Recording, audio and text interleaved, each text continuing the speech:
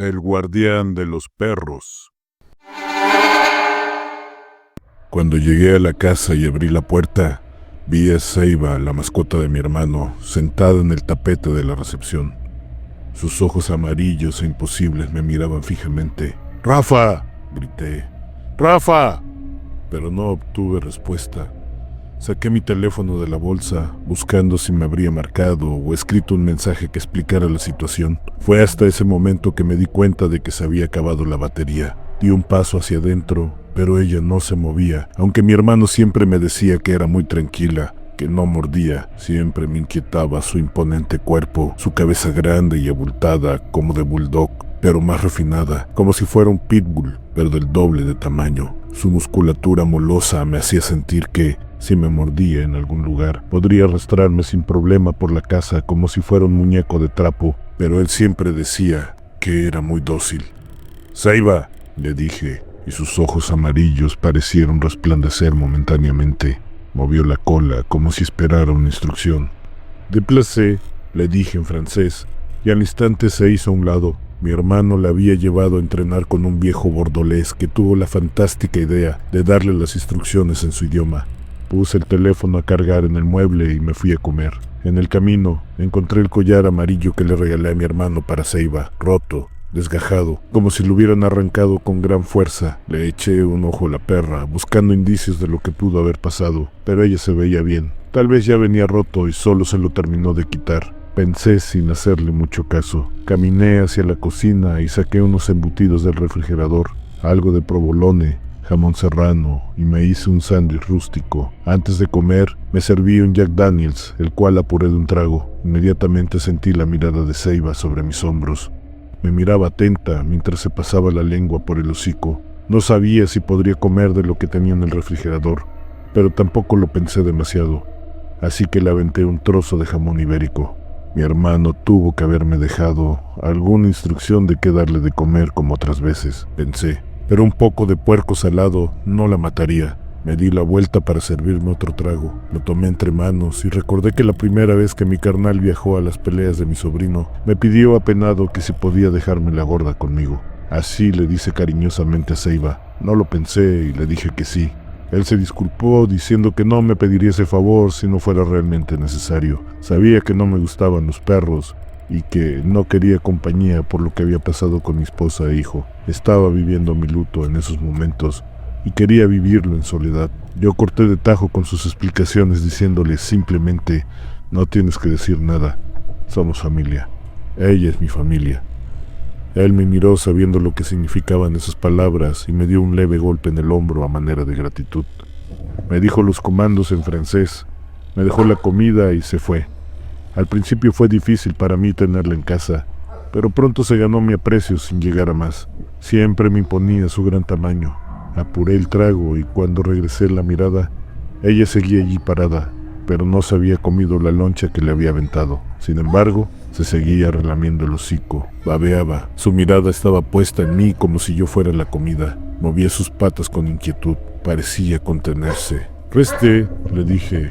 «Non», continué, pero ella se levantó, bajando el hocico y mirándome hostilmente. Caminó lentamente hacia mí, levantó la cola. «Sin leer», le dije atemorizado. Luego se detuvo mirando arriba de mi cabeza, gruñó y comenzó a retroceder. Sus ojos encendidos se debilitaron, degradándose en dolor y miedo. Quise voltear a ver qué había, pero Seiba gruñó ferozmente y me paralicé. Sentí como si me hubiera dicho que no lo hiciera, que no volteara. Me sentí doblemente amenazado. ¿Qué carajos había detrás de mí? Ella retrocedió lentamente, sin dejar de mostrar los dientes. Se fue metiendo en la oscuridad del pasillo hasta que sus ojos amarillos eran una ligera llama que se apagó de pronto y dejó de gruñir. Me di la vuelta de inmediato sin saber qué esperar. No había nada visible, pero los animales no hacen bromas. Eso me dijo mi esposa cuando me comencé a reír por lo que hizo su mascota de niña. Me comentó que una noche Saori le ladraba a la pared frente a su cama, como si algo estuviera allí, algo que la atemorizaba y ponía muy nerviosa. De pronto, aquello que veía comenzó a subir por la pared. Me di cuenta, dijo ella, porque la nena, un apodo que le había puesto a Saori, la nena fue siguiendo con la mirada hacia arriba de la pared, hasta el techo, luego encima de nosotros. Al día siguiente, Ella había muerto. Al principio pensé que había sido algún espectro, decía, pero luego me convencí que era el guardián de los perros. Recuerdo haberme reído otra vez por eso último. Ella se dio la vuelta enojada y no me habló en toda la tarde. Así que, nervioso por el suceso, pero consciente de que esos fenómenos existen, tembloroso, tomé un durazno para ir a la sala a ver los mensajes en mi teléfono. Avancé despacio, llamándola. «Saiba, Kushe», le decía para que se echara donde estuviera, pero al encender la luz no la encontré allí. Había muchos lugares a donde irse. Le eché una mirada a la covacha, pensando que a lo mejor se había ido a echar a las cobijas que guardo en ese lugar para cuando ella me visitaba, pero tampoco estaba allí. Me senté y prendí el teléfono, pensando que estaría en la parte de arriba de la casa. Mientras se encendía, me descubrí apretando el durazno con la mano izquierda. Me escurrí el jugo entre los dedos. Le di una mordida nervioso y por no tener a la mano con qué limpiarme, me lamí los dedos y me supieron el provolone, durazno y jamón serrano. Allí me acordé que había dejado el sándwich preparado en la cocina. ¡Qué carajos! Se me escapó. Golpeté la pantalla, apurando el teléfono para que mandara la imagen de inicio. Vi de reojo a Saiba asomándose desde las escaleras.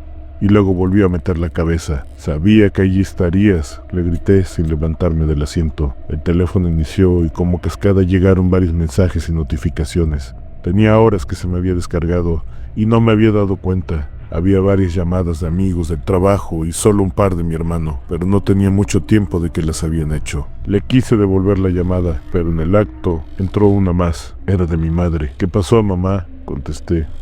Ella me preguntó por mi hermano, si no se había comunicado conmigo. Yo le contesté lo que había pasado con el teléfono, que apenas estaba checando los mensajes. Ella me comentó que había llevado a Josh, mi sobrino, a una pelea fuera de la ciudad y que mi hermano había quedado de marcar en cuanto llegara, pero que era la hora y no tenía noticias de él. Le dije que checaría el teléfono para ver si había mensajes y le regresaría la llamada. Colgamos y le di otra mordida a mi durazno. Abrí el WhatsApp, me fui a buscar la conversación con mi hermano. Y solo había un mensaje: «No le des de cenar después de las 10».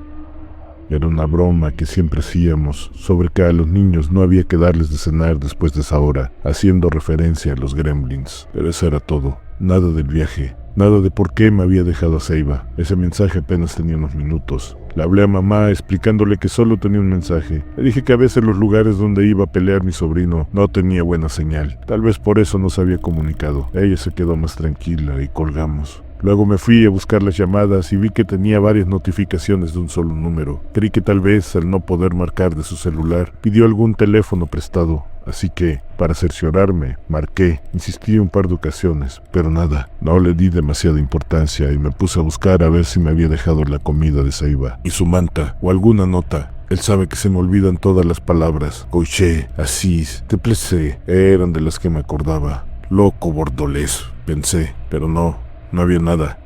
Me extrañó demasiado la situación, pero pensé que lo mejor había salido a la carrera.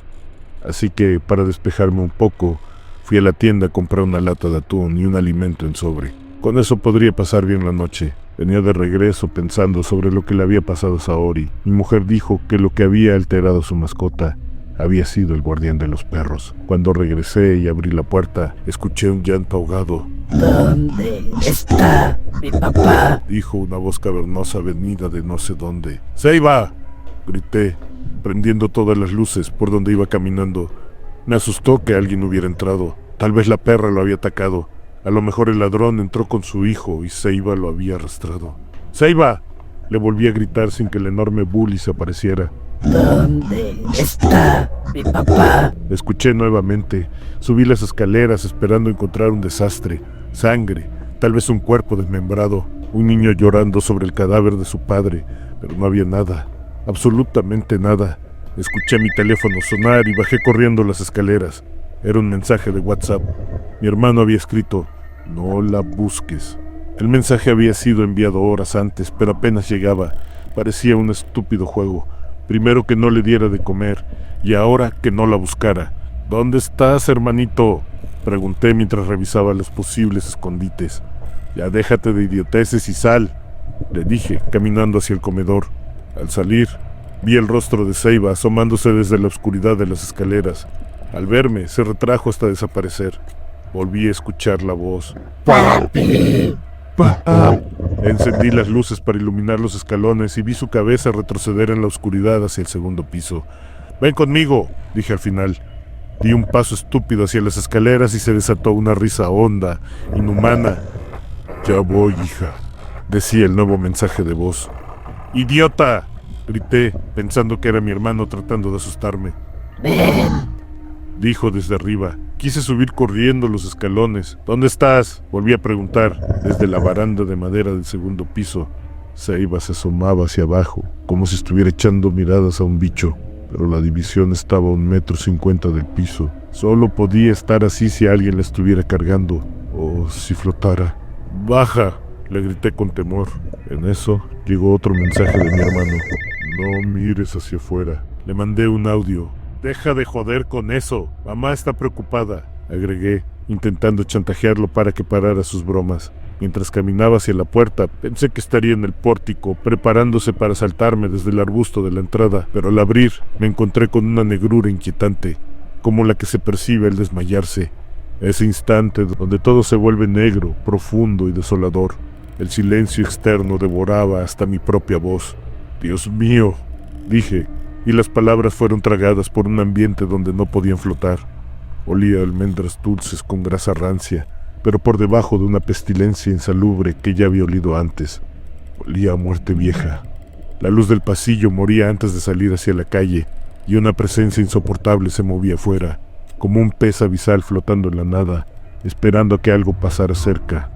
Tomé la perilla y cerré la puerta lentamente. El maldito teléfono volvió a sonar. Otro mensaje de mi hermano. «Mamá, ¿dónde estás?». Llegó otro más. «Mamá, todo está oscuro». Le hablé a mamá preocupado. Tal vez a ella le estaba pasando lo mismo. Me contestó un ruido siseante y melancólico. «Mamá», pregunté dudando. ¿Dónde está papá? ¡Papá!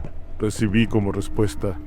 «Madre», volví a decir al tiempo que una risa sarnosa se dejó escuchar a mis espaldas. Sentí que Seiba se me pegaba en las piernas. Colgué por reflejo y busqué al animal, pero no había nada. Recibí otro mensaje de mi hermano. «No dejes que la luz se apague». Cada mensaje parecía ser un presagio de lo que se venía. Corrí el interruptor, pero fue demasiado tarde. La luz del pasillo, la sala, el comedor y las luces del patio se apagaron de golpe. La oscuridad se cernió y lo permeó todo. Pensé que me había desmayado, pero agité mi celular y la linterna se encendió. Con su menguante luz, infinitos y diminutos orbes se iluminaron. Estas partículas semitransparentes que flotaban parecían tener sus propias intenciones, alejándose de mí, rodeándome. El temor que ya sentía de estar en lo incierto se acrecentó con el recuerdo de mi exmujer diciéndome que los orbes eran la manifestación del mundo de los muertos. Los quise agarrar, pero esquivaban mis manos. Me convencí de que tenían vida propia.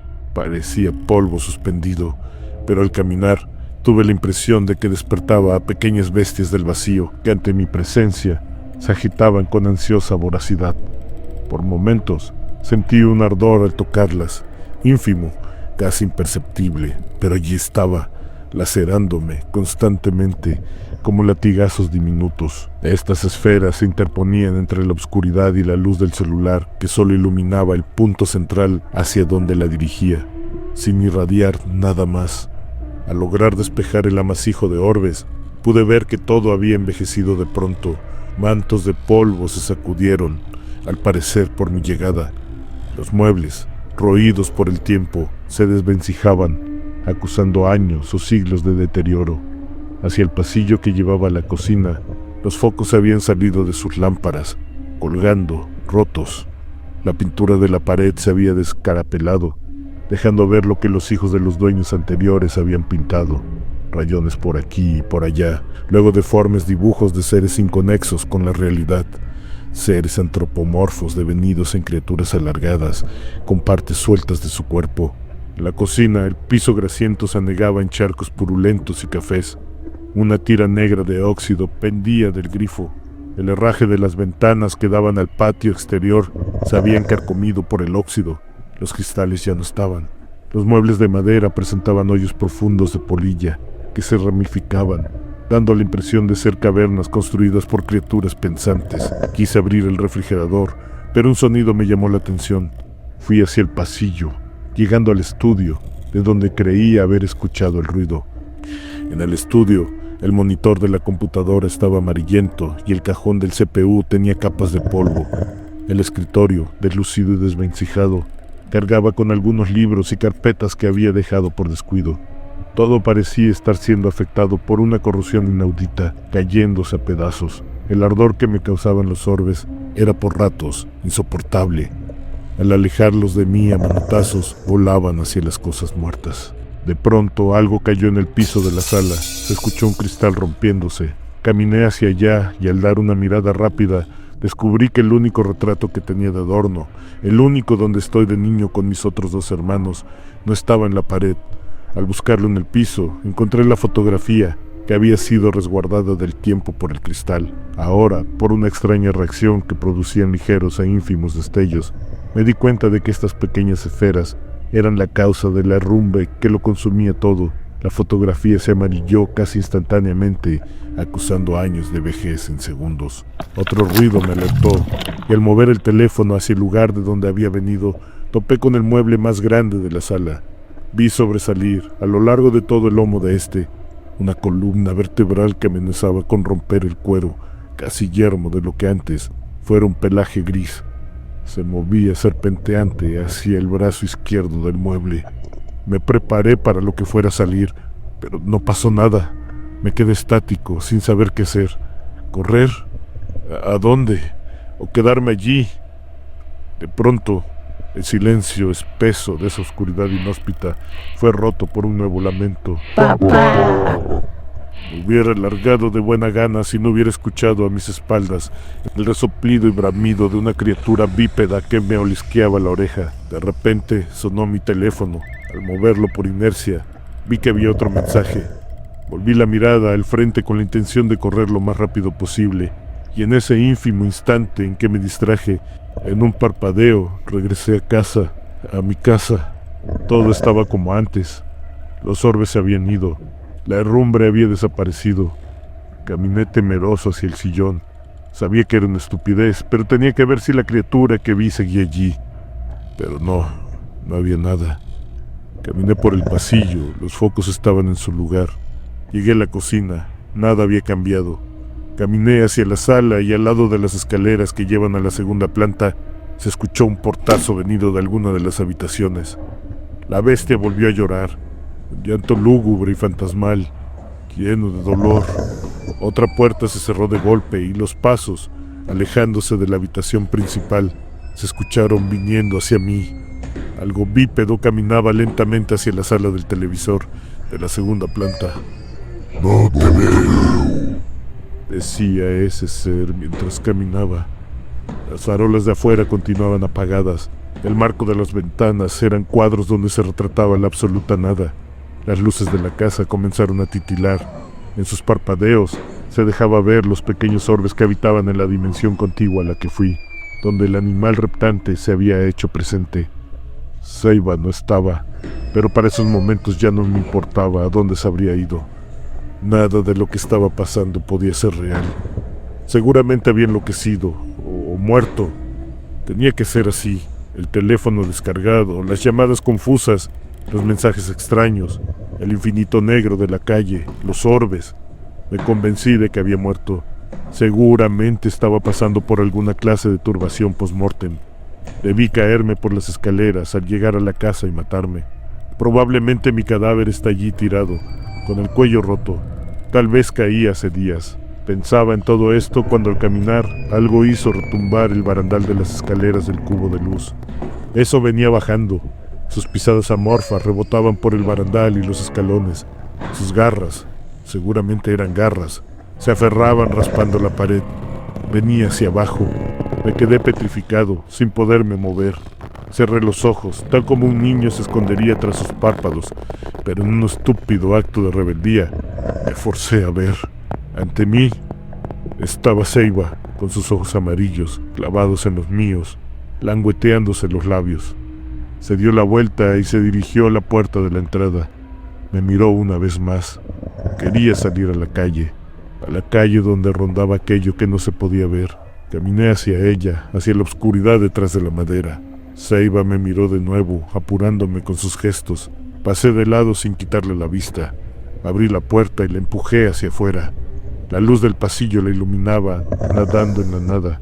Ceiba caminó hacia el marco de la puerta y justo antes de cruzar, me miró una última vez antes de adentrarse, decidida en la negrura de la noche. Quise cerrar la puerta de inmediato. No sabía que era ella, pero que se fuera me daba cierta tranquilidad. Jalé la perilla y al momento la farola se encendió como un fósforo y un carro chocó contra una bestia que caminaba con piernas y manos humanas.